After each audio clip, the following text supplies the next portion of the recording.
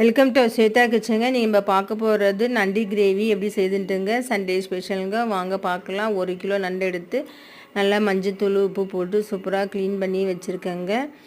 நம்ம வீடியோக்குள்ளே போகலாம் வாங்க.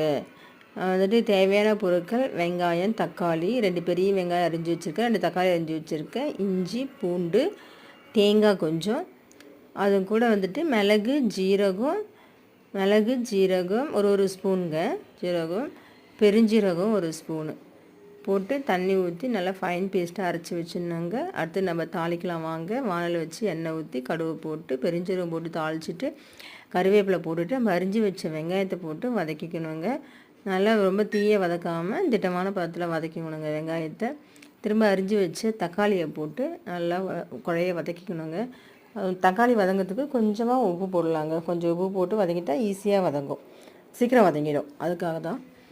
வந்துட்டு நண்டு கிரேவி வந்துட்டு சாதத்துக்கு மட்டும் இல்லைங்க, சப்பாத்திக்கு, இட்லிக்கு, தோசைக்கு, சாதத்துக்கு எல்லாத்துக்குமே நல்லது.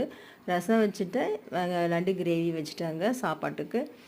இப்போ வந்துட்டு நண்டு நம்ம க்ளீன் பண்ண நண்டு எடுத்து அந்த வெங்காயம் தக்காளி கூட போட்டு நல்லா வதக்கிக்கணுங்க. நல்லா கிளறி விட்டுக்கணும்.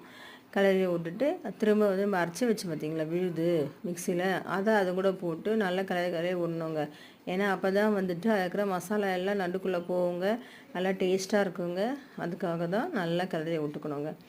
திரும்ப மிளகாத்தூள் நம்ம ஆட் பண்ணிடலாம். 1 ஸ்பூன் காஷ்மீர் மிளகாத்தூள், 3 ஸ்பூன் குழம்பு மிளகாத்தூள், ஒரு சின்ன ஸ்பூன் மஞ்சத்தூள் ஆட் பண்ணிடணுங்க. ஆட் பண்ணிவிட்டு தேவையான அளவுக்கு கிரேவி தேவையான அளவுக்கு உப்பு போட்டுடணுங்க. கல் உப்பு தான் போடுறேன். உப்பு போட்டுட்டு கிரேவிக்கு தேவையான அளவு தண்ணி ஊற்றணுங்க. திட்டமாக தண்ணி ஊற்றிட்டு நல்லா கிளறி விடணுங்க. மசாலாலாம் நல்லா உள்ளே போகிற அளவுக்கு நல்லா கிளறி விட்டுட்டு பாருங்கள், சூப்பராக இருக்குங்களா கிரேவி. இப்போவே சூப்பராக இருக்குது.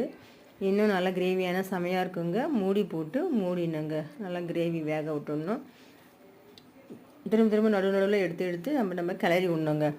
ஏன்னா அப்போ தான் வந்துட்டு வெந்துச்சா என்னன்னு நமக்கு நல்லா தெரியும், கிரேவி பதம் வந்துச்சான்னு தெரியும். அதனால் நடுவில் நல்லா பரட்டி விடணுங்க. நல்லா கிளறி விட்டுனா நல்லா வெந்துச்சா நண்டு நல்லா வேகணுங்க. இப்போ பாருங்கள் கிரேவி பதத்துக்கு வந்துச்சிங்களா, சூப்பராக பார்க்கவே அழகாக இருக்குது. இன்னும் கொஞ்சம் கிரேவி வரட்டுங்க. சூப்பராக ரெடி ஆகிடுச்சிங்க கிரேவி. இப்போ வந்துட்டு செமையாக இருக்குது பாருங்கள். நம்ம ஸ்வேதா கிச்சனை சப்ஸ்கிரைப் பண்ணாங்க, சப்ஸ்கிரைப் பண்ணிக்கோங்க. பாருங்கள் சூப்பராக இருக்குங்களா கிரேவி, செமையாக இருக்குது, சாப்பிடணும் போல் இருக்குங்களா பார்க்குறதுக்கு. நீங்களும் இதே மாதிரி செஞ்சு பாருங்கள். கொஞ்சம் நறுக்கி வச்ச கொத்தமல்லி தழையை கொஞ்சம் மேலே போட்டு நம்ம சுட சுட சாதம் கிரேவி வச்சு சாப்பிட்லாங்க. இந்த வீடியோ பிடிச்சிருந்தா சப்ஸ்கிரைப் பண்ணுங்கள். தேங்க்யூ.